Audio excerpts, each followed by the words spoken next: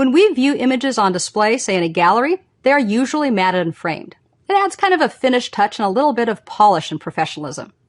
We can add a virtual matte to an image, so even when it's used online, it still makes the image pop.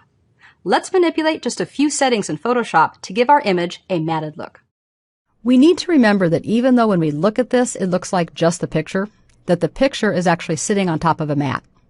In order to create the matted look that we want in Photoshop, we're going to extend the mat that's underneath to be larger than the image, and then color that mat black so that it looks like it's kind of framing the image itself. In order to make this kind of adjustment, we want to go to the Image menu, and we do not want to adjust the size of the image, but we do want to adjust the size of the mat. In this case, we'll click on Canvas Size, and we need to make a decision on how much bigger we want it to be. I'm going to change it from a measurement of inches to percentage. To me, it's easier to say I want it to be a certain percentage larger than the image. And I'm going to modify this so that it's going to end up being 115% the size of the image itself.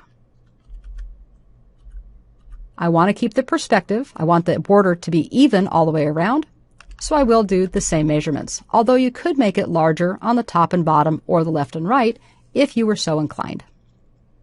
I want to make sure that it is added around each edge, so I'll click on the center. And I want to make sure that it's not the background color, but that it actually shows up in black.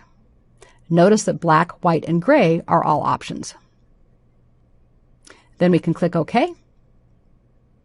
And when we come back, it's hard to see that this is actually anything different than what we had before.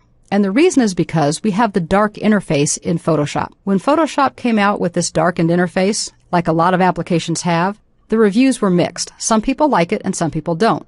But this is certainly one of those situations where you can say it's really hindering what I'm able to do. So we're going to lighten it up by pressing Shift F2 2 times. Now we're able to see that we do actually have what appears to be a black mat or a black frame around the image, but we didn't have to go out and do anything fancy or special with it. Of course, when we print it, this will be included. Adding this type of a mat or border is more of just a trick of the trade than anything else, but it does add a nice finish, especially for web images, because when this is now placed on a web page, it does have that